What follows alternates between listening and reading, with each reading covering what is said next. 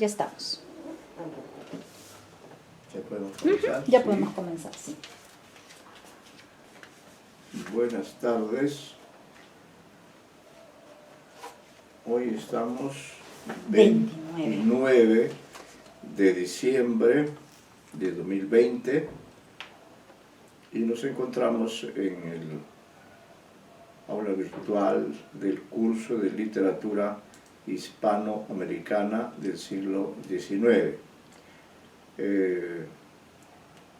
Estamos en esta 10ª semana trabajando aún en la etapa del romanticismo hispanoamericano, ciertamente, y hemos dado una visión de conjunto del mismo, y a eso se ha agregado ya un estudio particular de los autores más importantes, más representativos de ese movimiento literario que surgió en nuestro continente hacia 1830 aproximadamente, con algunos años de retraso con respecto a los romanticismos europeos, de los cuales deriva de todas maneras, pero a partir de 1830 y hasta aproximadamente 1880, es decir, un lapso de 50 años, pues este movimiento dio lugar a que por lo menos contáramos con 2 generaciones de escritores hispanoamericanos que trabajaron dentro de la óptica del romanticismo, entendido en términos amplios, en términos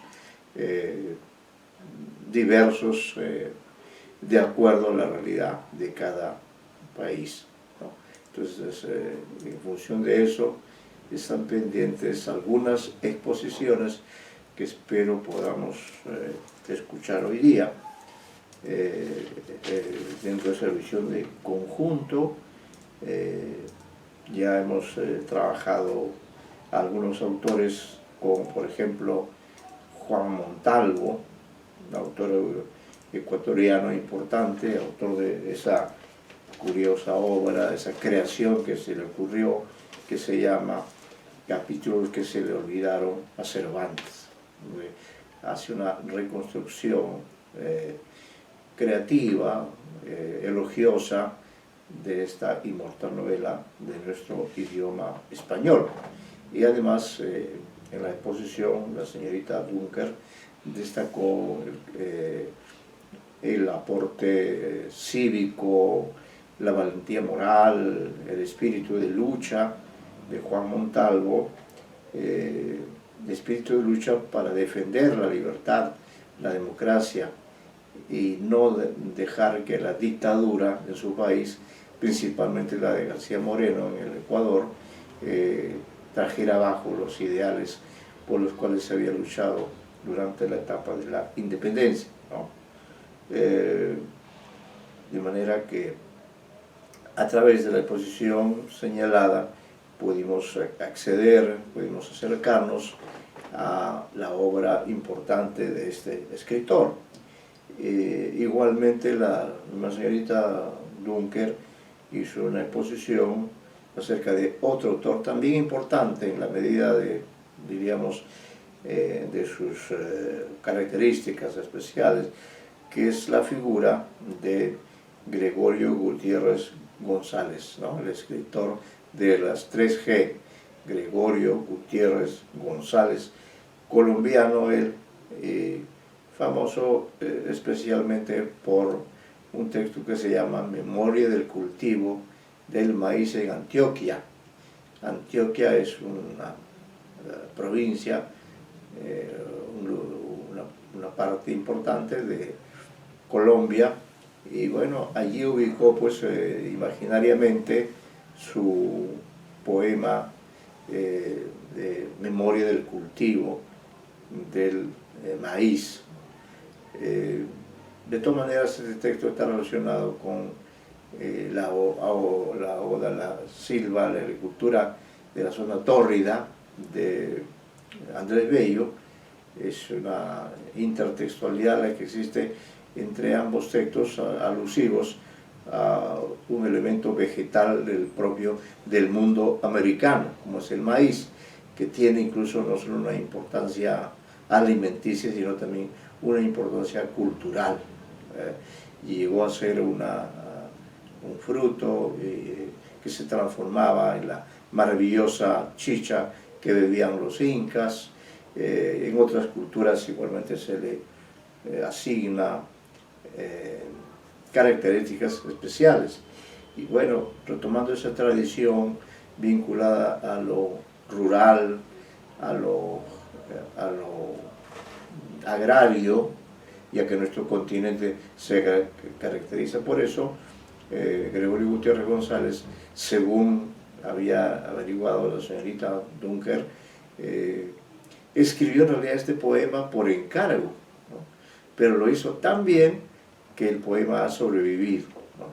Se estudia, por cierto, en estos cursos de carácter histórico.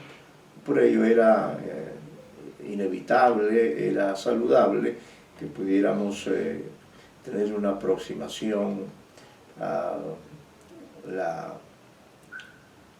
obra de Gutiérrez González dedicada a este elemento tan importante de nuestra geografía, de nuestra agricultura, la agricultura que caracteriza a nuestros pueblos, ¿no? Y que les permitió un desarrollo significativo que se cortó con la llegada de los conquistadores españoles en pleno siglo XVI, ¿no? A partir de 1524 me parece que es la conquista de México, y a partir de esa fecha, pues durante varias décadas, en el caso peruano, la conquista fue el año 1532, y así sucesivamente. De pronto la presencia de los europeos se fue haciendo más extensa, se extendió a todo el continente, y de allí que esta presencia protagónica ha determinado que el nombre de nuestro continente se le haya asignado que es una equivocación, a Américo Vespucio, cuando en realidad quien descubrió estas tierras, este continente, fue Cristóbal Colón. Pero en fin, son injusticias, son situaciones paradójicas las que ocurren, y bueno, como los países de Hispanoamérica estuvieron vinculados principalmente a España en tanto monarquía, a estos países se les identifica como países hispanoamericanos, aunque los dos términos tienen connotación europea netamente, ¿no? No hay algo ahí que indique la presencia de lo autóctono. Por eso es que alrededor de cuál es el nombre exacto, cuál es el nombre verdadero o más consecuente de nuestro continente, se ha discutido, se ha debatido, se ha dicho no, debería llamarse Indoamérica, pero lo de Indo también se confunde con la India, ¿no? Somos el único continente de los 5 que hay en el mundo que tiene este problema de origen espurio del nombre, por una serie de errores, una serie de malos entendidos propios de aquellos siglos en que recién se estaba configurando una imagen total del mundo, y Colón creyó que haciendo ese viaje hacia el occidente iba a llegar a la India, a la India, para traer de ahí las especies, traerlas de regreso a Europa. Pero Colón nunca pensó que entre Europa y el Asia, la zona donde está la India, había un continente que además iba desde el polo norte hasta el polo sur. Él en principio, y creo que, no sé si ya en los últimos viajes, él pensaba que eso era la India o algo equivalente a la India. De ahí el nombre de indígenas, de ahí viene esto, ¿no? Por eso es que eso de indígenas también es algo que se impuso finalmente, incluso con una connotación negativa, se impuso por todas estas series de contradicciones que sin duda han sido motivo de polémicas, de libros, Indoamérica, Iberoamérica, Latinoamérica, Hispanoamérica. Esta discusión nunca se acaba, e incluso en nuestra propia universidad, en nuestra propia especialidad, esa duplicidad de nombres se mantiene, ¿no? Porque este curso se llama Literatura Hispanoamericana del siglo XIX, pero hay otro curso que se llama Literatura Latinoamericana del siglo XX. Entonces, ¿en qué quedamos, no? Es como si yo tuviera dos nombres, ¿no? Yo creo que debería haber un acuerdo para que finalmente sea un solo nombre, pero bueno, la realidad histórica, la realidad con la que contamos es esa. Nuestro continente, no, bueno, más allá de la denominación de América, ¿no? Lo que ha ocurrido en la práctica es que la llamada Norteamérica, o más precisamente los Estados Unidos, ha terminado apropiándose del término, de modo que ellos son los americanos y nosotros somos los sudacas, ¿no? O los sudamericanos. Bueno, así son las cosas paradójicas. Me imagino que sobre esas cosas habrá pensado el inmortal Jorge Luis Borges y tantos otros escritores. Supongo que también los escritores del romanticismo se habrían planteado este problema. Creo que todavía no tenemos ningún alumno en el aula. Todavía no hay ningún alumno. Todavía no, vamos a esperar. En todo caso, hemos dado cuenta de esta importante exposición que llevó adelante con mucho éxito, con mucha exhaustividad, la señorita Dunker, y nosotros pues la felicitamos, ¿no? Y a propósito, como una digresión hasta que lleguen los alumnos, porque ellos llegan a la hora que les parece, ¿no? Ellos siguen todavía en la hora peruana. Bueno, yo le comenté que bueno, Cervantes o el Quijote, la novela, se ha vuelto inmortal, se ha vuelto universal, es un símbolo máximo de nuestra literatura, pero curiosamente, o quizá precisamente por ello, el Quijote ha tenido herederos, ¿no? El Quijote ha inspirado a muchos escritores y lo sigue inspirando. Es decir, Juan Montalvo, por ejemplo, a mí me parece brillante esa idea de decir capítulo que se le olvidaron a Cervantes, ¿no? Ya en el solo título ya hay una intertextualidad, ya hay una creatividad, ¿no?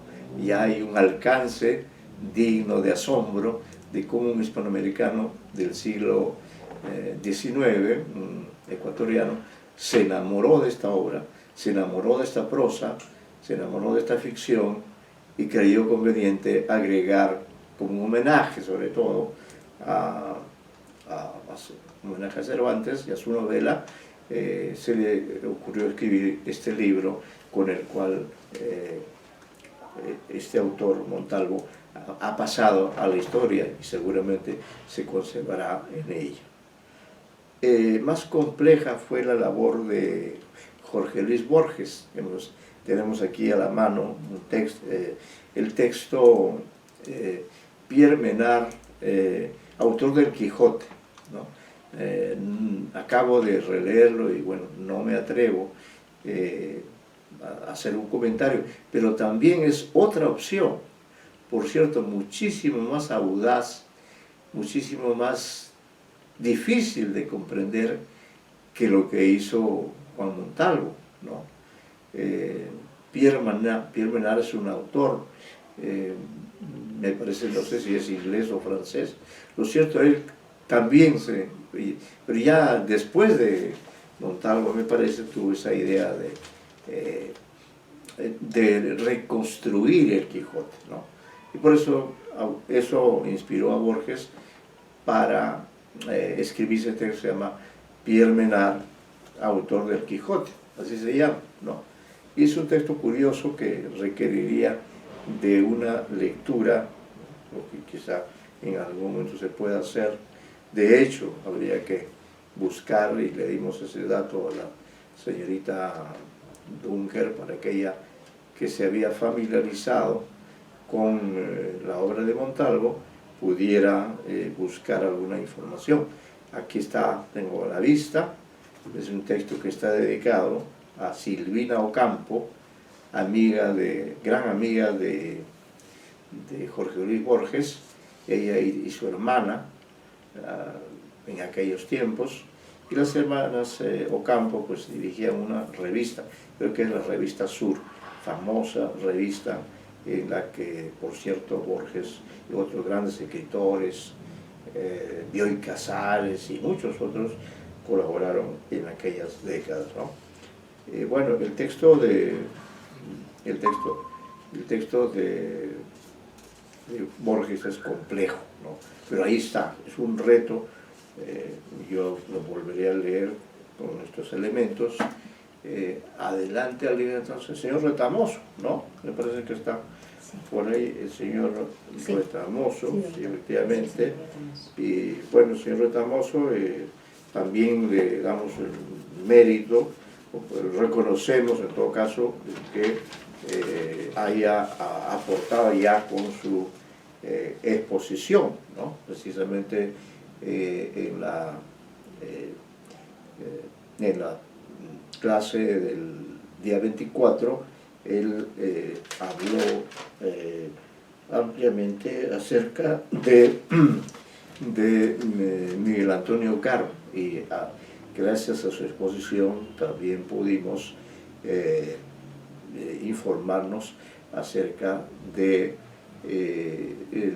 la importancia de este autor de gran brillo intelectual, viajero, admirador del idioma latín, que lo llevó a ser traductor de la Eneida, la obra cumbre de Virgilio, y bueno, y realizó una serie de tareas importantes, y que como una suerte de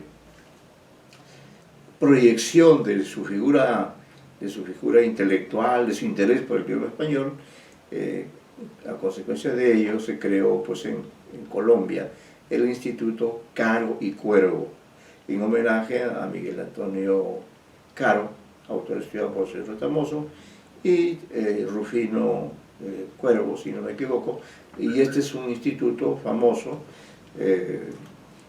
tiene ya no sé cuántos años, pero por ahí han pasado, yo diría, la mayor parte de los expertos lingüistas, no solo de la propia Colombia, sino de muchos países, han pasado por allí, porque es un instituto que se dedica a eso, y tiene seguramente publicaciones, y los interesados pueden ingresar y recibir información. Me parece que está en la ruta de Zipaquirá, lugar donde estudió Gabriel García Márquez, ¿no?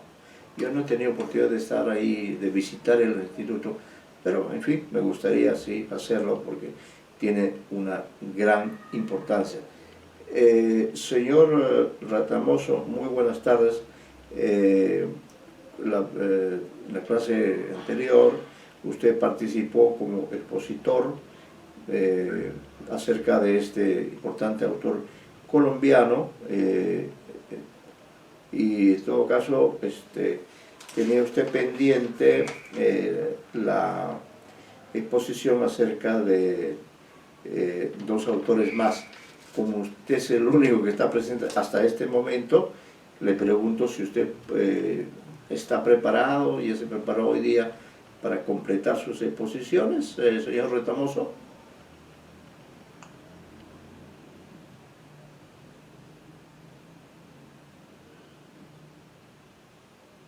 Señor Retamoso.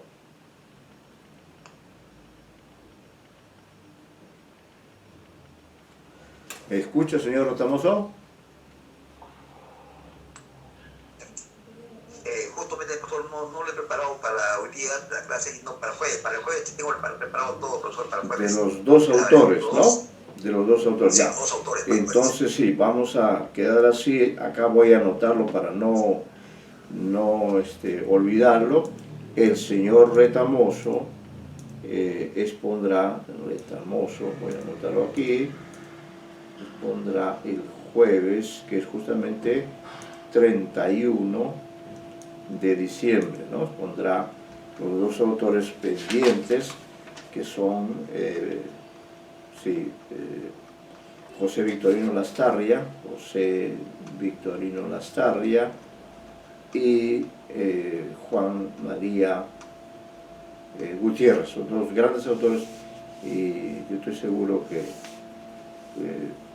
usted se va a beneficiar, y todos, por cierto, con este conocimiento acerca de dos autores importantes de la literatura del siglo XIX. Bueno, mientras esperamos la presencia de los demás compañeros, quería entonces complementar esta información. Sin duda, la obra de Cervantes, que ha sido mencionada a propósito de la exposición de la señorita Dunker sobre capítulos que se le olvidaron a Cervantes, de Juan Montalvo, esta obra, El Quijote, ha inspirado, como decía, a muchos autores, tanto del propio, bueno, de los siglos anteriores.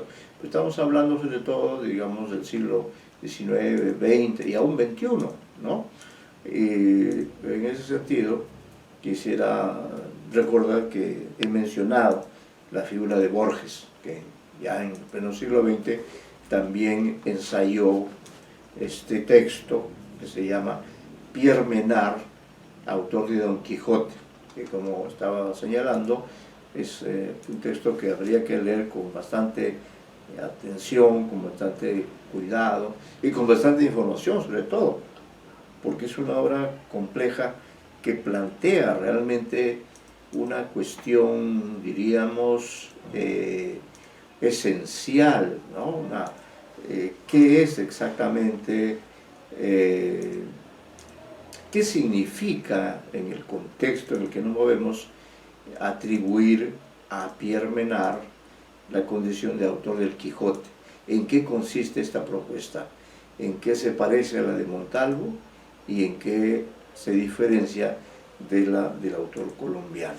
Eso es un asunto pendiente, vamos a tratar de buscar, aunque no corresponde al siglo XIX, sino al XX, pero es un asunto que me ha intrigado. Y también quiero informar al señor Retamoso que el doctor Carlos Eduardo Zabaleta, gran maestro sanmarquino, que ya no está con nosotros, sin embargo, él llegó a escribir un libro muy completo, en una especie de antología, en la que pudo reunir los diversos textos de autores de nuestro continente que habían escrito algo acerca de El Quijote, o que se habían inspirado en la novela El Quijote para escribir un texto, un ensayo, un cuento, una reflexión, qué sé yo. Y yo recuerdo haber tenido ese ejemplar. Lamentablemente se ha desaparecido de la biblioteca o se ha refundido por ahí, pero es un libro importante, el doctor Zabaleta, que valdría la pena rescatar. Recuerdo así haber leído algunos textos muy originales, ¿no? Porque la idea con la que él hizo esa antología es la de ver de qué manera el Quijote, sobre todo el personaje, o en algunos casos el autor, había inspirado. Entonces hay, por ejemplo, un texto que se llama El Quijote en Yanquilandia, ¿no? Era la expresión graciosa. Efectivamente nosotros a los norteamericanos decimos también Yanquilandia, la tierra de los yanquis, algo así sería la traducción, ¿no? Bueno, y entonces era un personaje que se parecía al Quijote físicamente, y también en la manera de ser, en la manera de actuar, la manera de relacionarse con las demás personas. Y ahí tuve yo también el honor de estar en esa antología, porque había preparado una pequeña ponencia sobre los 5 primeros capítulos de la primera parte del Quijote, de la edición de 1605. Ahí incluyó también este estudio que está pues en grata compañía de otros autores. Mi penúltimo descubrimiento es un texto y acá le voy a dar este dato. Este libro que tengo entre manos se llama 20 cuentos de oro. Esto es literatura del siglo XX y XXI, ¿eh? Va desde el 20 hasta el 21. Y acá en este volumen que tengo a la vista, ¿no? Que se llama 20 cuentos de oro, el subtítulo indica el contenido, dice Relatos ganadores en los 40 años del premio Copé, 1979-2018. Observe usted, es un libro relativamente reciente, que publicó, creo que incluso se publicó, no sé si el mismo 18, el 19, vamos a salir de dudas. Tengo acá, sí, ¿ves? Se publicó el año pasado, en julio de 2019. Tengo la suerte de tener un ejemplar, porque he sido jurado en Copé en varias oportunidades, pero en el cuento ha sido solo en 2, ¿no? Justamente este año 2020 estábamos de jurado. Bueno, en ese volumen que reúne los 20 cuentos de las bienales del cuento, y esta antología agrupa a los cuentos que fueron ganadores, hay un texto muy ingenioso que se llama Cide Hamete Benengeli, coautor del Quijote, coautor, fíjese usted, y es un texto, en realidad también es muy creativo, muy imaginativo, y debemos este texto a la imaginación, a la fantasía, a la cultura, a la exquisitez del escritor peruano Luis Enrique Toro, antropólogo, historiador, creador de cuentos, de novelas, un hombre extraordinario, verdaderamente, que escribió este texto, Cide Hamete Benengeli, ¿no? Y simula haberse encontrado con un documento. En realidad habría que salir de dudas, ¿no? Porque esto es ficción, pero el texto es, bueno, es otro reto, ¿no? Ojalá, supongo yo que hay estudios ya. Yo he estudiado algún texto de él, algún cuento, pero este texto es fascinante, ¿no? Es fascinante, es también, sin duda, un homenaje al Quijote, porque el propio Quijote dice que él no es el autor el propio Cervantes dice que él no es el autor del Quijote, sino que él encontró unos papeles que estaban en lenguaje árabe y los hizo traducir, y basándose en esos papeles, en esa historia contada en lengua árabe, que hablaba de un personaje curioso, como es el Quijote, ¿no? Pues él escribió esa novela, pero que en realidad se basó en la historia contada por Cide Hamete Benengeli, que es un autor árabe, ¿no? No sé si real o supuesto, pareciera ser que ambas cosas, como suele ocurrir, pero es un texto muy, muy, muy ingenioso, y incluso toma 2 epígrafes del propio Cervantes. El primero dice: pero yo, que aunque parezco padre, soy padrastro de Don Quijote. Es lo que dice Cervantes, ¿no? Pero yo, que aunque parezco padre, soy padrastro de Don Quijote. ¿Ve? Entonces él no se considera padre, sino padrastro. El padre sería entonces, en este caso, Cide Hamete. Y luego otra cita de Cervantes donde dice: y el prudentísimo Cide Hamete dijo a su pluma: para mí sola nació Don Quijote, y yo para él. Él supo obrar, y yo escribir. Solo los dos somos para en uno. Entonces aquí el propio Cide Hamete, supuesto figurado autor de los originales de la obra, él se atribuye pues haber escrito el Quijote, y de manera que Cervantes también acepta esta imagen, o él la creó, esta imagen de Cide Hamete como el autor, ¿no? Entonces acá simula, es una historia muy bonita que vale la pena leerla, les recomiendo, es otro aporte más de este autor, Luis Enrique Tor, que con ese cuento ganó el Copia de Oro el año 1987. Sin embargo, digo, para crear este texto se necesita mucha sensibilidad, mucha cultura, mucha información, mucha erudición y mucha capacidad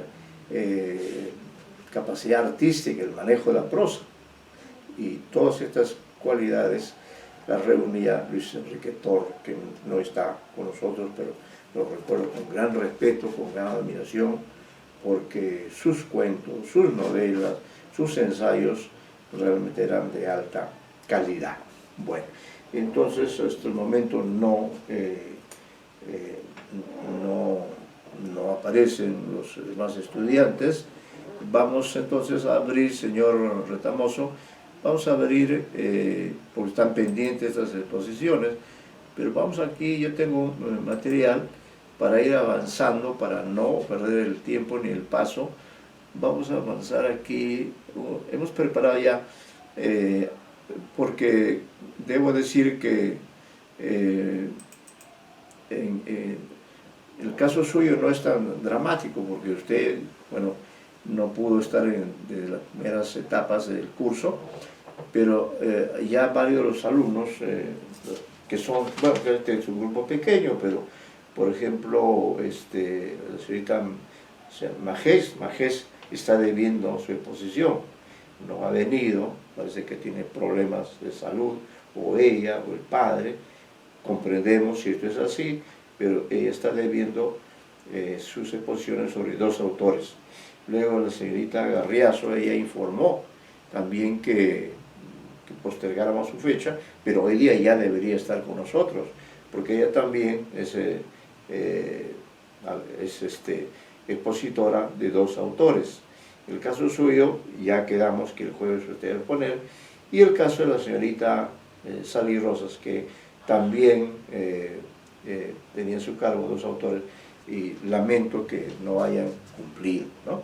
Bueno, decía yo ahora que después del romanticismo hispanoamericano sigue el movimiento del modernismo. Eso es un punto de partida, es una idea que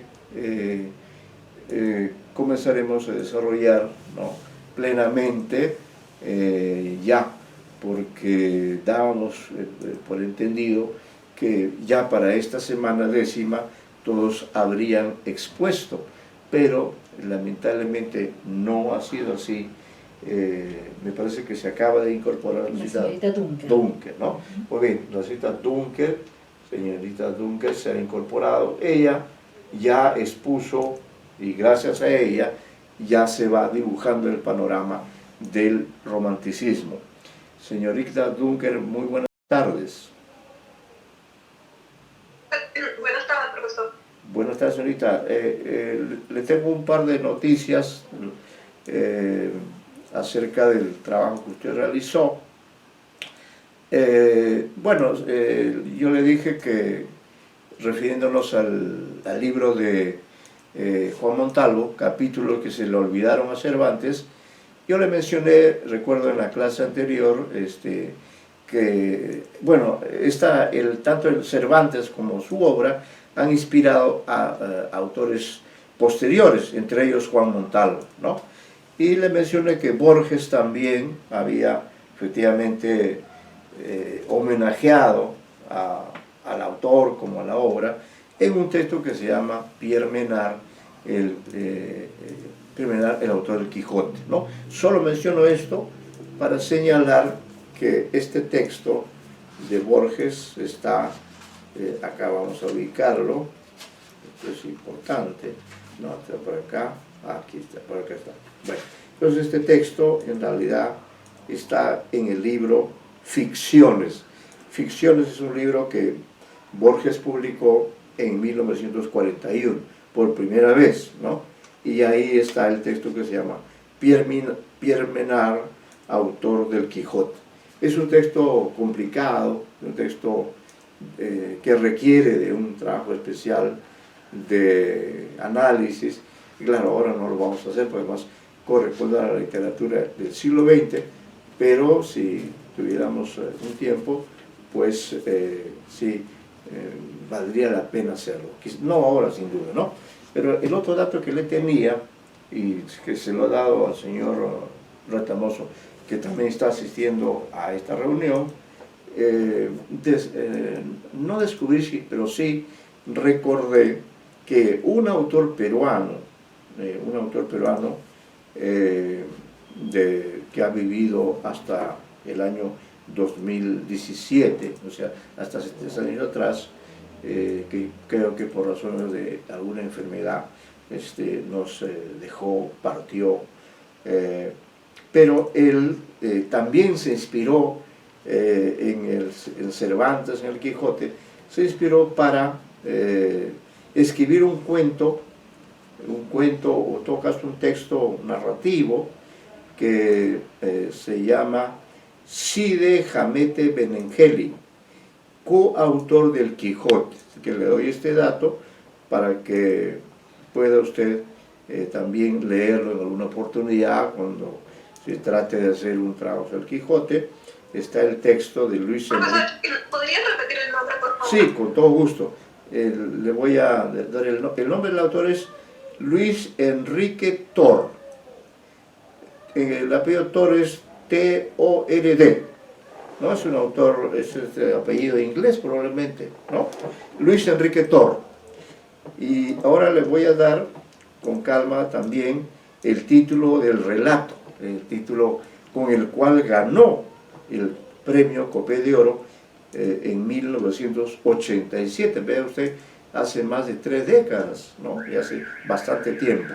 El nombre es curioso y hace referencia, le voy a deletrear, porque el título alude en su primera parte a un, no sé si real o supuesto autor del Quijote, a quien el propio Cervantes le atribuía también haber escrito originalmente la historia del Quijote, y que él se encontró esos papeles, los hizo traducir y con ellos emprendió la escritura de su novela. Bueno, hay una historia entonces muy interesante, como ocurre también en 100 años de soledad, pero el título del cuento es el siguiente. Como es un nombre árabe, hay que tener cuidado con las letras. Cide, Cide, creo que Cide es como si es señor, no estoy muy seguro. Cide es C-I-D-E, Cide. Luego viene la palabra Hamete, pero Hamete con H, o en todo caso la pronuncio así, porque podría haber pronunciado también Amete, ¿no? Pero para hacer evidente la presencia de la letra inicial, Amete, H-A-M-E-T-E, Cide, Hamete, y luego viene la palabra Benengeli, que también la voy a deletrear, B-E-N-E-N-G-E-L-I.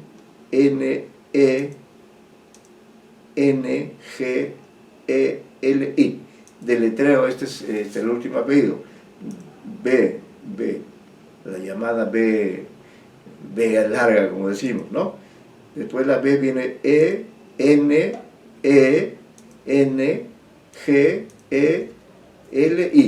¿no?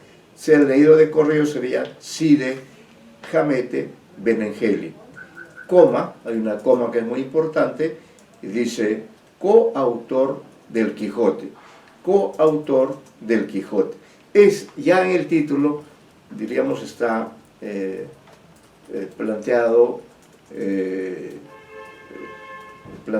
el asunto. Es decir, que según este texto, que es un texto que se basa en un documento antiguo, según este documento, este Cide Hamete, o a este Cide Hamete se le considera el coautor, no porque haya escrito a medias el texto con Cervantes, sino porque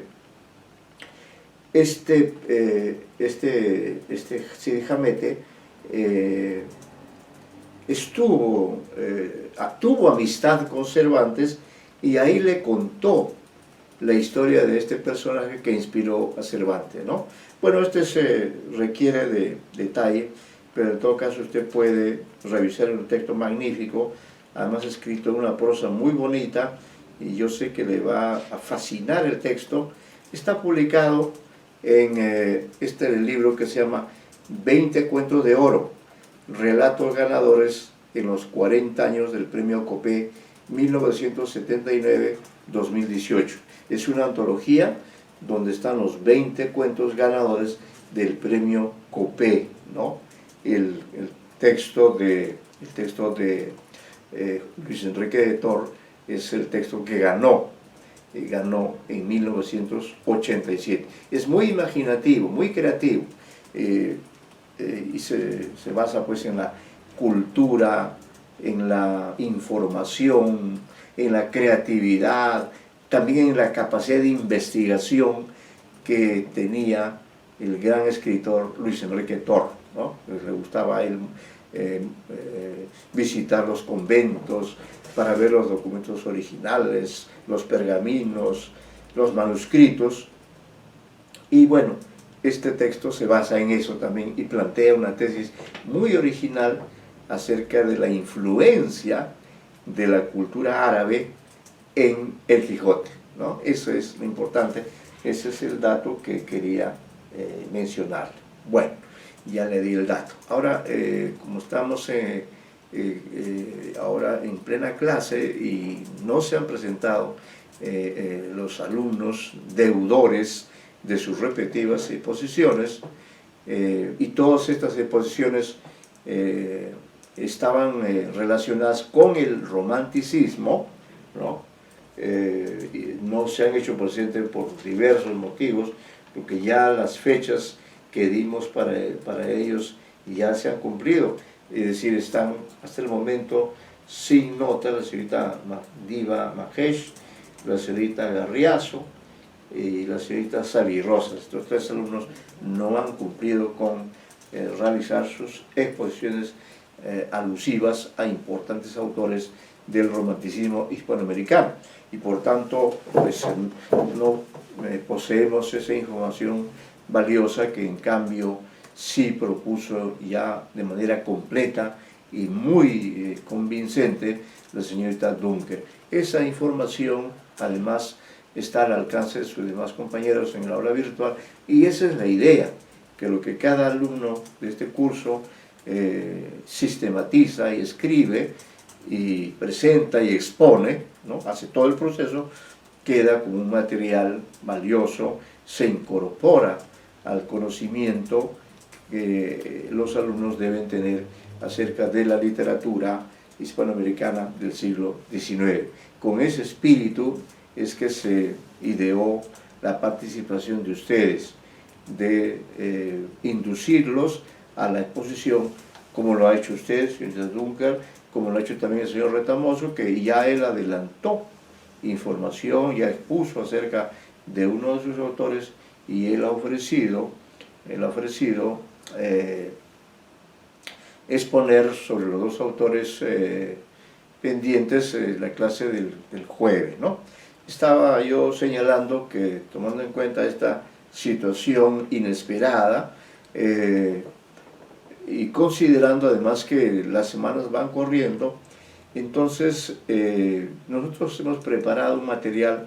Me gustaría que lo ubiquen, está en el aula virtual, que corresponde precisamente a la 10ª semana, como que yo hubiera previsto que hoy día no se iban a presentar, esperemos que pueda llegar alguno de ellos, pero ya después del romanticismo corresponde estudiar en el siglo XIX al modernismo, ¿no?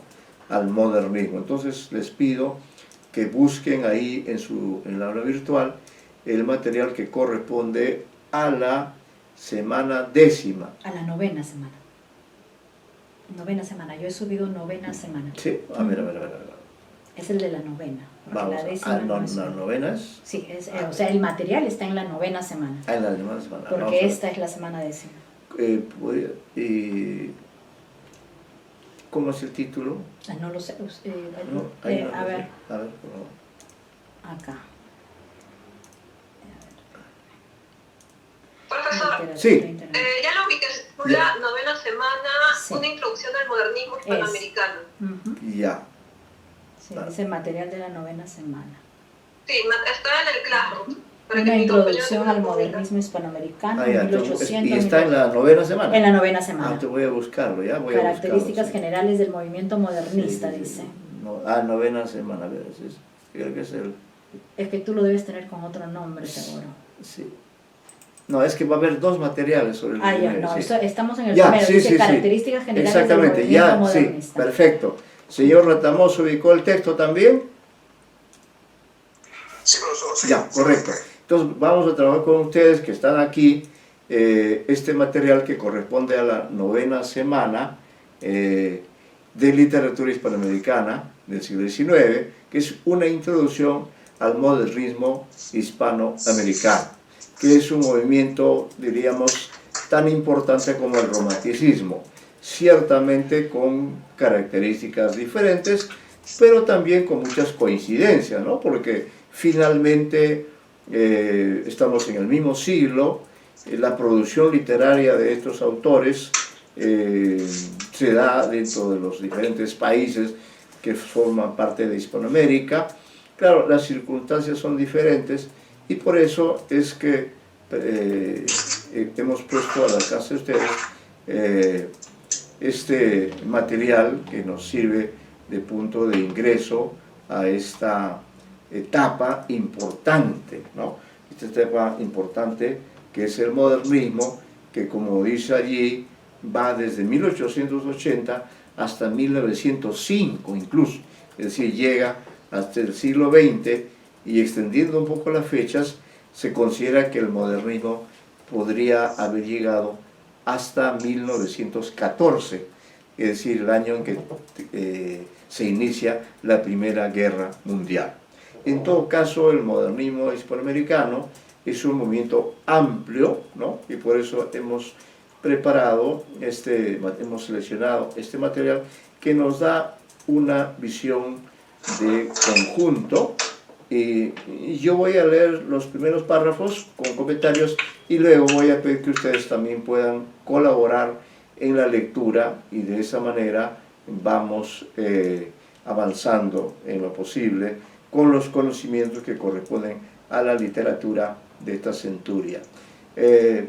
Dice, la primera afirmación es como la hipótesis de todo el material, ¿no? Pero una hipótesis, creo, que se puede discutir.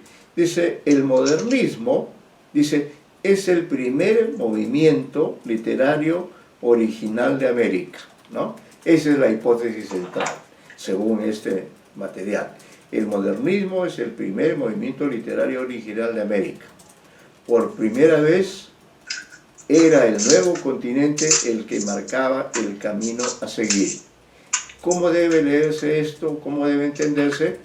Como que los movimientos anteriores, por ejemplo el romanticismo, que no hemos terminado de estudiar porque varios alumnos no han expuesto su respectivo autor, su respectiva tarea, ¿no? El romanticismo hispanoamericano depende mucho del romanticismo europeo, por tanto no es tan original, aunque sí considero que llegó a alcanzar una originalidad, por ejemplo, con el Martín Fierro, ¿no?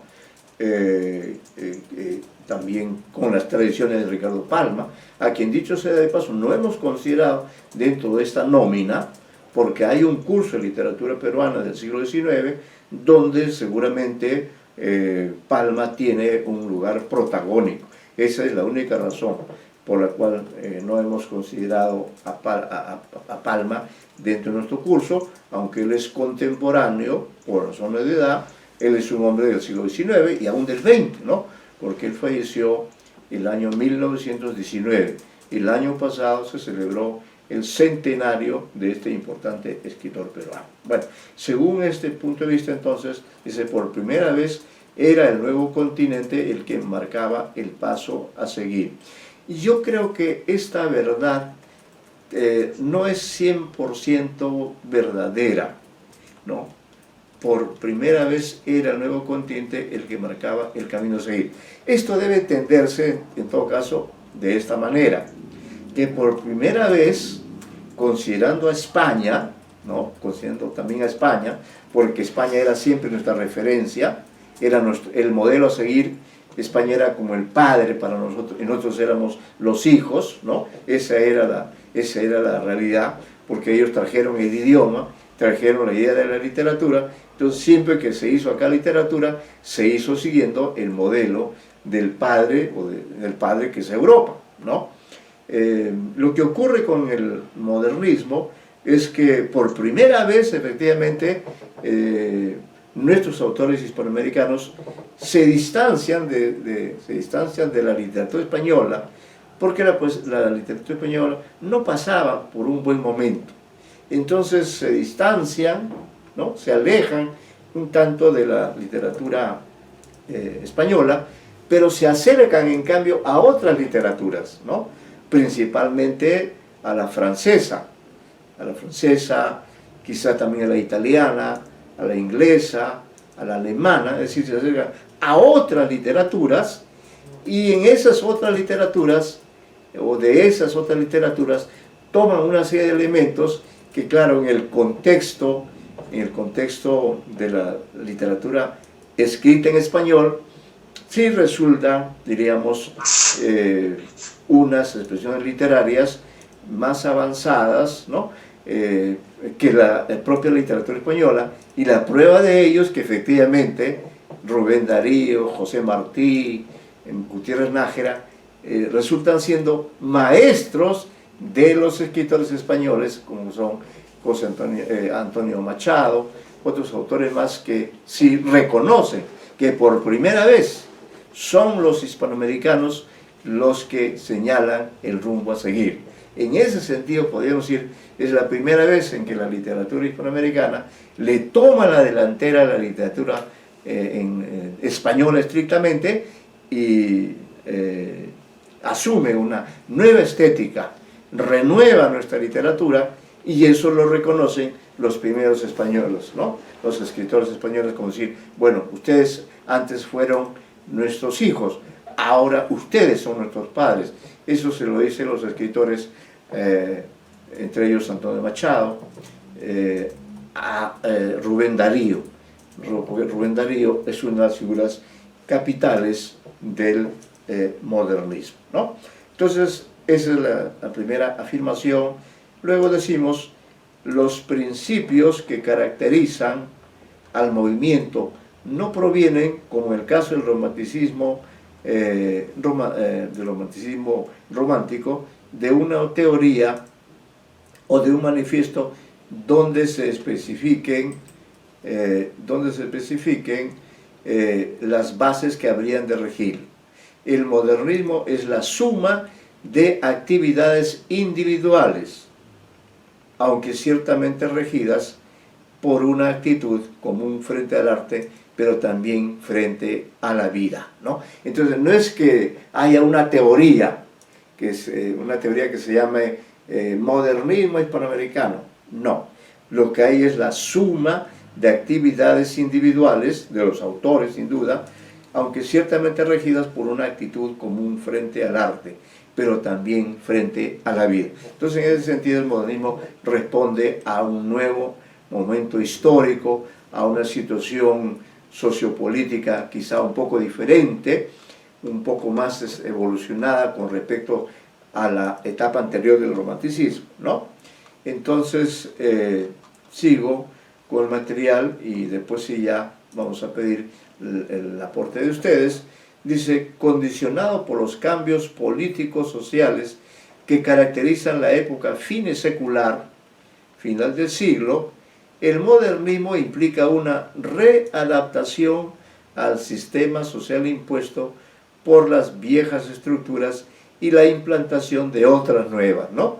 El modernismo implica, dice, una readaptación al sistema social impuesto por las viejas estructuras y la implantación de otras nuevas. Así, por ejemplo, la actitud del artista frente a la sociedad cambiará totalmente, porque en la época en que la clase poderosa era la aristocracia, el artista en general vivía en el mecenazgo, ¿no? Eran los nobles acomodados quienes sostenían económicamente a los artistas. Al desaparecer del primer plano político la aristocracia, es la burguesía la que ocupa su lugar. El auge industrial crea una nueva casta rica y poderosa.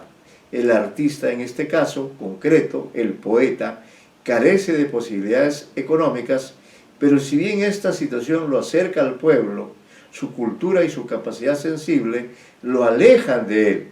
Se crea así un grupo social al que se le conoce con el nombre de la bohemia, forjado justamente por intelectuales y artistas que se refugian muchas veces en un mundo determinado por la droga y el alcohol, como es el caso del poeta francés Baudelaire. Los poetas de esta generación son seres invariablemente preocupados por encontrar,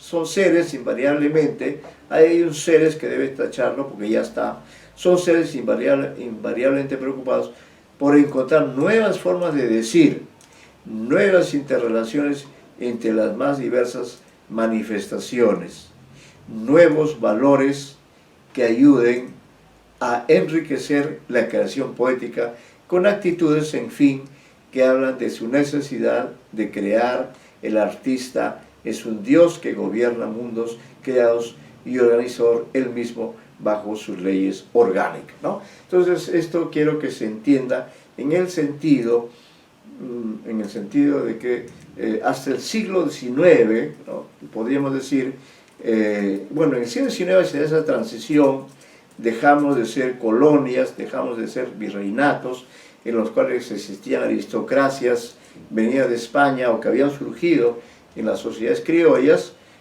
pero ya en el siglo XIX, al llegar a la independencia, el mundo también cambia en su conjunto. Entonces las aristocracias pierden importancia y lo que hace importantes a las personas es su pertenencia a la nueva clase social que es la burguesía, la que impulsa el desarrollo industrial, ¿no? La que impulsa el crecimiento demográfico, y a esa época de esplendor relativo de nuestros países, a esa época representa el modernismo hispanoamericano, a la relativa modernización que se nota en nuestras sociedades, en nuestros países, al crecimiento de las nuevas capitales. Por ejemplo, Buenos Aires se vuelve una ciudad muy importante, ¿no? Muy importante. Igualmente Bogotá, Lima, por cierto, claro, la Ciudad de México, Montevideo, ¿no? Colombia, Ecuador, en fin, Paraguay también, aunque en menor medida, Chile, tampoco no debemos olvidar.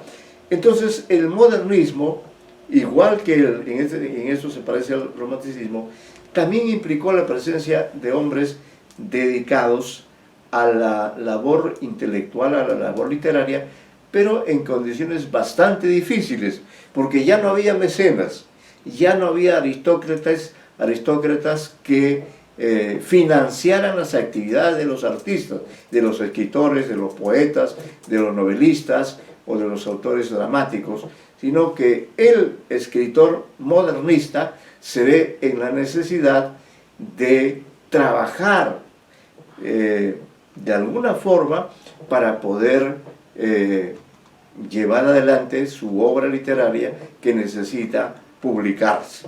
Bien, entonces en ese contexto en que la literatura, por otra parte, claro que existe, hay editoriales, se publican libros, pero realmente en cantidades menores entonces la literatura tampoco tiene una presencia muy importante como puede ser quizá la ciencia o la política, ¿no? De todas maneras la literatura no es tampoco tan fuerte como quisiéramos creer los que vivimos en ese mundo de la literatura, pero sí lo que hay que señalar es que el modernismo corresponde a eso, ¿sí? Corresponde al distanciamiento de nuestros países, distanciamiento literario de nuestros países con respecto a España. España queda atrás, España queda rezagada y tiene que reconocerlo hacia fines del siglo XIX que los hispanoamericanos hemos tomado la delantera, hemos accedido al modernismo antes que ellos, porque ellos también, los españoles también se vuelven modernistas, pero los primeros en ser modernistas somos nosotros los hispanoamericanos, ¿no? Y por eso vamos a comenzar de esta manera una suerte de homenaje a este escritor que está ahí con sus nombres, con su fecha de nacimiento y fecha de su muerte. Vamos a comenzar con José Martí. ¿Por qué con José Martí? Porque precisamente Martí, diríamos, es uno de los primeros en adoptar esta nueva actitud, en esta actitud de identificación con la modernidad. Pero lo curioso de todo esto es que José Martí, que nace, fíjense ustedes, en 1853, es decir, ya en la segunda parte del siglo XIX, y muere antes de terminar el siglo, muere el año 95, vive apenas 42 años, algo así. Estos 42 años es realmente una vida muy breve. Sin embargo, fue una vida intensa la suya, una vida intensa. Y por eso lo he puesto en primer lugar. ¿Por qué? Porque José Martí, en la fecha en que nace y en la fecha en que muere, sigue siendo miembro, sigue siendo un cubano, pero Cuba es el único país que aún no se ha liberado, que aún no ha alcanzado la independencia. Y eso ustedes lo saben, ¿no? Entonces, ese es el dato curioso, que José Martí, ciudadano de una isla que aún permanece como colonia de España, sin embargo, tiene la amplitud de criterio, tiene ese impulso de la modernidad, y tiene esa actitud ética de seguir luchando por la independencia de su país, que es una tarea que ya se había cumplido en todos los demás países. En cambio, José Martí, no, él tenía que seguir luchando por la independencia, que recién se alcanza perdón, acá hay un error mío, muere, cambien por favor ahí, es la máquina misma cambia. Él muere en 1895, nace en 1853 y muere en 1895. Por eso decía plenamente los 42 años. Repito, corrijan ese error mío, 1853, esa sí es fecha correcta, nace el año 53 del siglo XIX y muere luchando por la independencia de Cuba en 1895. Muere y Cuba aún no se ha liberado. Cuba sigue siendo colonia de España, ¿no? Y recién en el año 1898, Cuba se libera de España. Me parece que ahí intervienen los Estados Unidos de Norteamérica, entra a tallar en ese conflicto que hay entre Cuba y España, y los Estados Unidos de Norteamérica país poderoso ya entonces, ¿no? País poderoso, entra a tallar y tiene una guerra con España, de por medio también está Cuba, y como consecuencia de esta situación bélica insólita para España, que en los tiempos pasados fuera la primera potencia mundial, sin embargo, a fines del siglo XIX, España está en decadencia, en franca decadencia, y también su propia literatura. Por eso recién la independencia de Cuba se consolida en 1898, y en homenaje a ese año que fue, diríamos, lapidario para España, es que varios escritores españoles, entre ellos Juan Ramón Jiménez, Unamuno, Antonio Machado, entre otros, se denominan la generación del 98, como si la generación de la fecha en que España perdió a su última colonia, a su último bastión virreinal. Eso lleva a estos escritores a hacer una crítica muy fuerte a el poder de la corona española, es un momento de cuestionamiento y al mismo tiempo de reconocimiento de que los escritores hispanoamericanos han tomado la delantera. Por cierto, Cuba desde ese año deja de ser colonia y se convierte en un país independiente.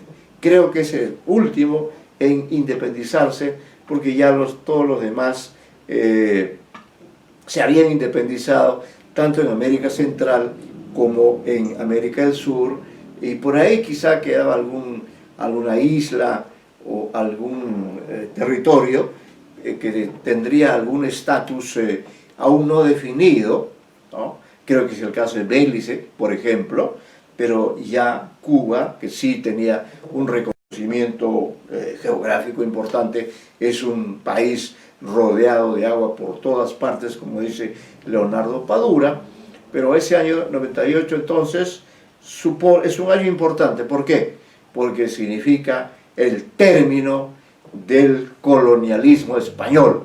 En 1898 el colonialismo, que había durado siglos, se va al tacho y los españoles son derrotados por los cubanos y también por los norteamericanos. Entonces esto da pie sin duda para un optimismo, da pie para, recuerden el poema de Darío, Salutación al optimista, da pie para que surja pues este movimiento que venía consolidándose desde los 1880, ¿no? Es decir, ya desde aquella fecha. Bien, ahora también podemos en primer lugar a José Martí por el hecho de que él es uno de los primeros quizá en morir en plena lucha, en plena batalla, y eso lo une de alguna manera a miembros de las generaciones anteriores, de la generación libertadora, por ejemplo, que es el caso de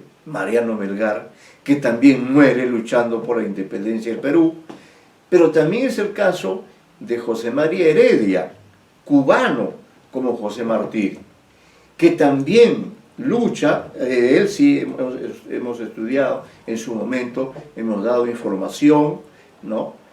Acerca de lo importante que fue la figura de José María Heredia, que igualmente luchó por la independencia, escribió su Oda al Niágara, escribió su Teocalli de Cholula, pero igual que su compatriota José Martí, por cierto, décadas anteriores, él había nacido en 1803 y muere en el 39, los 36 años, algo así. José María Heredia tampoco pudo ver libre a Cuba, ¿no? Claro, estaba muy lejana todavía de la época en que él vive y muere, mientras que José Martí, diríamos, aún en un país virreinal, tiene ese empuje, tiene esa fuerza moral para, diríamos, ser considerado como uno de los primeros en asumir una actitud de progreso, de lucha, de renovación, que la iremos viendo a partir de estos materiales, porque aquí tenemos algunos textos incluso de él que nos permitirán un acercamiento, aunque hay que señalar que los datos que estamos dando aquí realmente son pocos en relación con lo mucho que se ha estudiado a José Martí en toda Hispanoamérica, tanto que en su país así ha llegado a ser considerado como el héroe, uno de los héroes cubanos por excelencia, porque murió luchando, murió combatiendo por la independencia de su país a fines del siglo XIX, que es el siglo que estamos estudiando. Señorita Dunker, por favor, vamos a pedir que usted lea, porque es necesario, es bueno recordar las circunstancias de esta vida breve y que termina en la batalla, en el campo de batalla, ¿no? No siempre ocurre así, no siempre los hombres que luchan por un ideal mueren así como lo hizo Martí, como lo hizo Mariano Melgar, o como puede haber ocurrido con otros héroes de otras épocas, ¿no? Entonces, sin embargo, pese a ser un hombre combativo, un hombre de acción, un hombre valiente, se dio tiempo para escribir una obra literaria que corresponde a esta nueva etapa del modernismo. Señorita Dunker, por favor le pedimos que lea usted los datos esenciales sobre José Martí con esta corrección, la que insisto por favor que ustedes tomen nota de esta corrección. Él vive entre 1853 y 1895, 42, apenas 42 años de vida, ¿no? Muy bien, le escuchamos, señorita Dunker.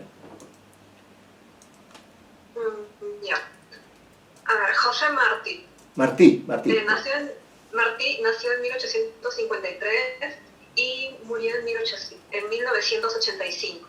Nació en La Habana en 1853, de padres españoles de muy humilde condición. Por eso trabajó desde muy pequeño para colaborar con la economía familiar. Asistía a las clases del maestro Mendive, que pronto descubrió en su discípulo condiciones de estudioso excepcionales.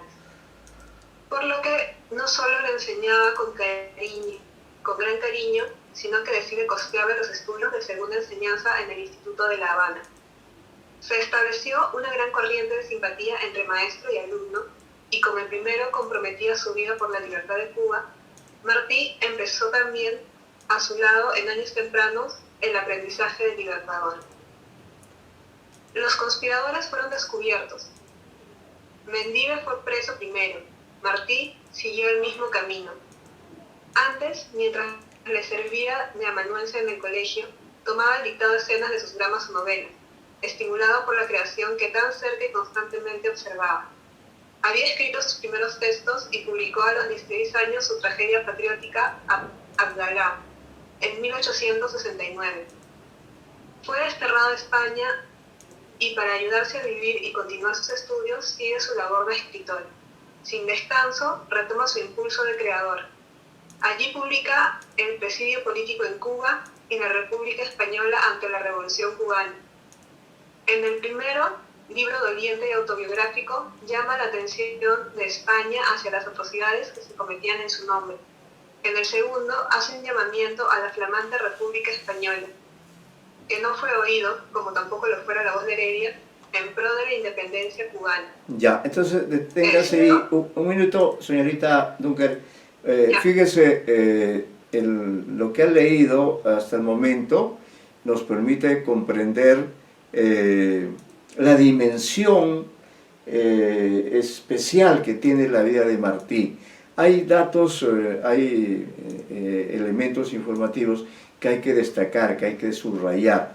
Uno de ellos es, por ejemplo, que en su vida es importante la presencia del maestro Mendivi, ese maestro que le enseña a escribir, que lo forma intelectualmente, y se da cuenta, cuando Martí es un jovencito, que está frente a a un genio, se da cuenta que está frente a un jovencito que tiene muchas condiciones para la creación literaria, lo apoya. Pero Mendívil también es otro hombre que lucha por la independencia de Cuba. Hay una relación maestro-discípulo que hay que subrayar en el caso de José Martí. Y Martí está tan metido en la pelea política, en la lucha por la independencia, que siendo un joven, probablemente 20 años, algo así, es tomado preso y luego desterrado a la propia España. Miren qué tan peligroso lo considerarían, que no lo dejan encerrado en Cuba, no, se lo llevan hasta España, y es en España donde Martí pasa varios años, está encarcelado, pero sin embargo se da tiempo para publicar allí 2 obras, una que es El presidio político en Cuba, obra esencialmente de ideas, de combate, y también La República Española antes de la Revolución Cubana, como exigiendo, solicitando que la República Española, que en ese momento era república, no era monarquía, se pronunciara ante esa revolución que estaba en marcha, mejor dicho, que dejaran libre a este país para que hiciera su propio camino, ¿no? Entonces, en pocos años, vea usted, este hombre hace cosas extraordinarias, y vamos a ver a continuación, fíjese, que estando ahí en España, sabe Dios cómo, quizá estando aún en la prisión, o apenas salió de la prisión, se hace profesional. Continúe usted, señorita Dunker, leyendo La vida intensa de José Martí. A ver, prosigo entonces. Sí, por Se hace favor. profesional. En 3 intensos años cumple Martí en la Universidad de Zaragoza sus estudios de Derecho y de Filosofía y Letras, y obtiene sus diplomas en 1873. A los 20 Apenas años. ha cumplido 20 años. 20 años. La patria lo llama, pero su condición de desterrado le impide volver a ella. Pasa entonces a Francia y de allí a México. Estando más cerca podrá servirla mejor. A sus 22 años está en la República Hermana, actuando activamente durante 3 años en el periodismo y en las luchas sociales. Aparecen entonces sus boletines, en los cuales empieza a exponer sus ideas acerca de los problemas del momento, lo que le sirve para generalizar y elevar las consideraciones que establece, echando ya las bases de su pensamiento filosófico y político. En esa época se casa. Este principio de formación de la familia, que podía haberlo inducido a estabilizarse, no logra arraigarlo en México. Se va a Guatemala en 1877, donde, si bien sigue escribiendo, también se dedica a la enseñanza. Pero discrepancias políticas con los gobernantes guatemaltecos lo hacen abandonar el país. Se traslada a Nueva York, donde reside poco tiempo, para pasar a Cuba en 1878, por comprenderlo, la amnistía concedida al terminar la guerra de los 10 años. Claro, mire usted, esta etapa de su vida también es muy intensa, muy laboriosa, como se dice aquí. Él quería volver a la patria, pero no lo podía hacer, no lo podía hacer, probablemente ya estaba libre en España. Se da tiempo para estudiar, para obtener diplomas, grados profesionales, y luego, como ve que no puede salir hacia su país, se va a Francia, y de Francia retorna al continente, está en México, se relaciona con todos los intelectuales mexicanos, realiza una gran labor en el periodismo, es un hombre 100% de acción política, revolucionaria, no teme ninguna circunstancia adversa. Como se señala aquí, hay un dato del plano personal que sí es importante y tiene vinculación con su obra. Dice, en esa época se casa, no se señala acá precisamente, pero dice luego, este principio de formación de la familia, que podía haberlo inducido a estabilizarse, no logra arraigarlo en México. Se va a Guatemala, donde si bien sigue escribiendo, también se dedica a la enseñanza pero discrepancias políticas con los gobernantes guatemaltecos lo hacen abandonar el país. Se traslada a Nueva York, donde reside poco tiempo para pasar a Cuba en 1878 por comprender la amnistía concedida al terminar la guerra de los 10. Mire usted la intensidad de su vida. No logra quedarse en México, pese a que se ha casado, ya tiene un hijo al cual le dedica el nombre de su primer poemario, ¿no? Tiene tantas preocupaciones, sin embargo, se va a Guatemala, a ver si ahí encuentra el lugar ideal para estar más cerca a su país, a Cuba, para seguir luchando por la revolución. Pero ahí también, precisamente por esa actitud seguramente de rebeldía, de lucha, los gobernantes guatemaltecos lo hacen, lo destierran, lo retiran del país, le piden que se vaya. ¿Y a dónde se va? Se va a Nueva York, ¿no? Otra ciudad importante.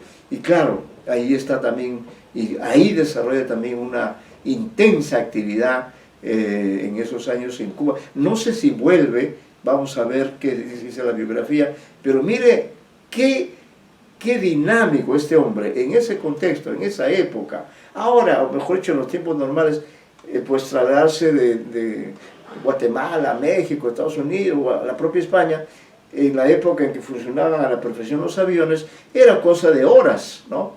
Mientras que en esa época todo se daba a través del viaje en barcos. Y este hombre no tenía ninguna, digamos, no tenía ningún temor de afrontar todos esos viajes para seguir adelante con su gran campaña de revolucionario dedicado a las tareas revolucionarias. A ver, el señor Henry Retamoso puede continuar. Gracias, señorita Dunker. Señor Retamoso. ¿En qué parte se quedó? ¿Qué parte? Estamos en la página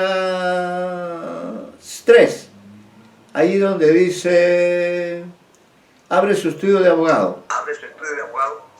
Creo que abre su estudio de abogado, creo que esa parte. Sí, así. Ya, buenas, ya. Abre su estudio de abogado, se relaciona con los círculos de cultura y es admirado como orador y conferenciante, pero no deja de conspirar.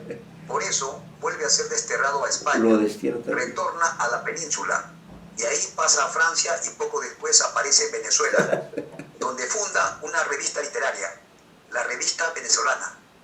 Escribe la famosa biografía de Cecilio Acosta y se dedica a agitar a la juventud del país. Otra orden de expulsión se aproximaba y anticipándose a ella, deja Venezuela. Se instala otra vez en Nueva York. Sí, bueno, ahí pone orden a sus papeles. Trae un libro inédito de versos llamado Ismaelillo, que publica en 1882. Obtiene los consulados de Argentina, Uruguay y Paraguay. Colabora en la Opinión Nacional de Caracas, el Partido Liberal de México, La Nación de Buenos Aires y en otros más. A ver, señor Retamoso, un comentario suyo. ¿Qué le parece esta vida tan dinámica de José Martí? ¿Qué puede usted comentar? Que estoy seguro que ha tenido oportunidad de leer a Martí. ¿Qué nos podría decir? Mire usted cómo se mueve este hombre. Vuelven a estar a España. En fin, está en ir y venir. Todo en relación con su ideal de la independencia de su país. ¿A qué otro personaje le podemos, con qué personaje se podía comparar? ¿Qué dice usted? ¿Qué le parece esta acción revolucionaria de José Martí? Bueno, en el campo político, como en el campo de las letras, pero veo más su impulso vital hacia la política, ¿no? Quiere cambiar, quiere que su país esté libre de la opresión española, de la monarquía y también de lo que llamaríamos, ¿no?, de los vínculos económicos con España y otros países. Claro. Lo importante es que quería ver a su país libre de cualquier gobierno dictatorial o monárquico. En cuanto a su capacidad creativa, también comenzó a publicar Ismaelillo y otros poemas. Pero lo más importante es que este hombre no se conformaba, no quería estar quieto en un solo lugar, porque todavía su país había explotación, había, digamos, la miseria e ignorancia. Y esos tres digamos, esas tres lacras de la sociedad es lo que lo obliga a él buscar digamos, una justicia social. Entonces yo noto que en él su pensamiento político es más poderoso que su pensamiento artístico. De todos modos, eso lo hace continuamente ir en búsqueda de una fuerza que le apoye. Para mí estaba buscando una sociedad de políticos intelectuales cubanos y también algunos, digamos, americanos que lo apoyen para lograr la libertad de Cuba, y eso es lo que está buscando. Por eso que se fue a México a buscar por acá, por allá, buscando amistades políticas que lo ayuden.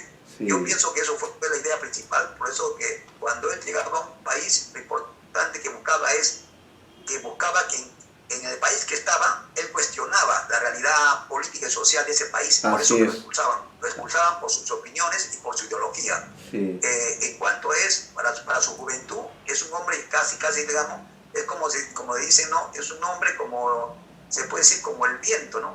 Una tempestad del hombre, porque donde llega, crea prácticamente movimiento. Magnífico comentario, señor Retamoso. Efectivamente, en el caso de Martí hay que destacar esta importancia política que él tiene. Tiene un pensamiento, tiene un texto que vamos a tratar de ubicarlo de todas maneras, que se llama precisamente Nuestra América, donde habla de nuestra cultura, cómo debe ser nuestra cultura, considerando que nosotros como continente hemos tenido culturas autóctonas muy importantes. Luego vinieron los españoles, después llegaron los ingleses. Entonces, ¿cuál es nuestra identidad cultural? ¿Cómo debe ser nuestra cultura? Bendito sea Dios, ¿no? Entonces él se pone a reflexionar sobre toda esta problemática, sobre esta heterogeneidad cultural nuestra en pleno siglo XIX, y escribe un famoso ensayo que se llama Nuestra América. De todas maneras, este texto lo vamos a leer. Pero mire que vuelve otra vez a Nueva York. Nueva York es el centro del capitalismo. Ahí está él instalado en esa ciudad, y es en esa segunda estadía en Nueva York que conoce a Rubén Darío. Porque Rubén Darío, que era otro gran viajero, en ese momento creo que salía de México y se iba rumbo a España, ¿no? Pero tuvo la inquietud, sentía, ya había escrito sobre Martí, entonces tuvo esa curiosidad de conocer al maestro luchador, al político, al literato, al hombre de combate, a este hombre que se consigue consulados de Argentina, de Uruguay. ¿Para qué?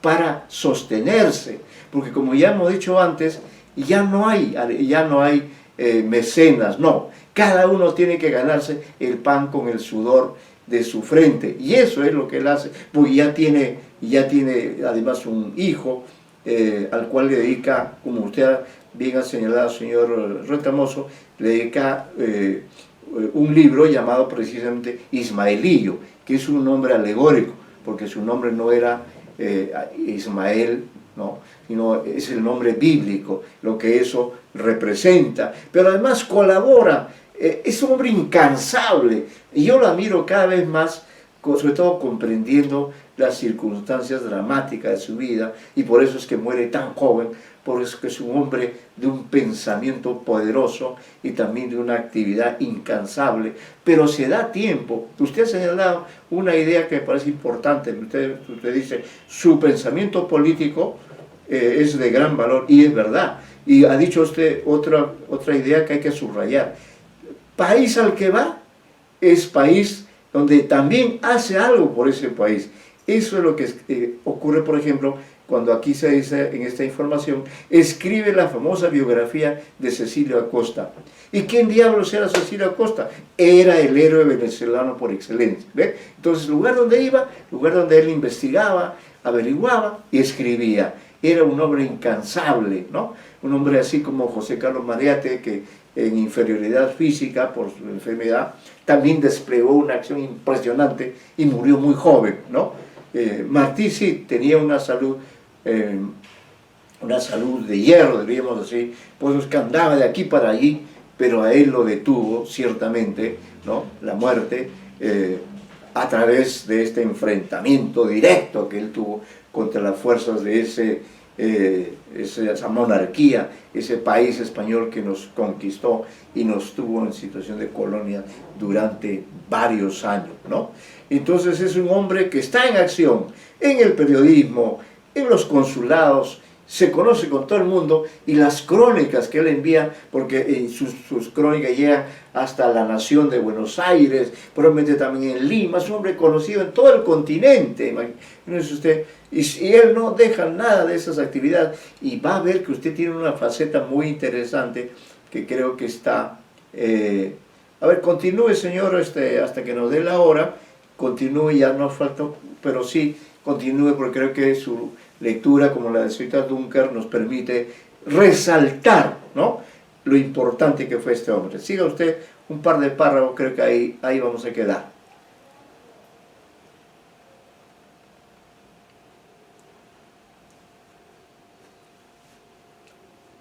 A ver si puede continuar, señor Retamoso. Ahí voy, profesor, ya. Sigue conspirando por la libertad de Cuba, actúa en las sociedades secretas de Nueva York y llena, en una palabra, su vida con actividad asombrosa, sembrando diariamente trabajos literarios, políticos, sociales y traducciones a los cuatro vientos. Este vivir sin tregua dura 10 años, más o menos. Encendida de nuevo la agitación cubana, Martí, que la fomenta y dirige, da la voz de partir y va al campo de batalla, al frente de los suyos. Poco le toca acompañarlos. Apenas iniciadas las hostilidades, cae en Dos Ríos en 1895, y así termina su vida a los 42 años. Además de las obras citadas, publicó el juguete cómico Amor con amor se paga, versos libres, y la revista para niños La Edad de Oro en 1889, y versos sencillos en 1891. Su copiosa producción ha sido recogida en varias colecciones. Ya, ahí nos vamos a quedar, justamente se menciona ahí las obras, los libros que publicó, ¿no? Vamos a tener oportunidad de leer en la próxima clase, pues ahí dice actividades literarias principales.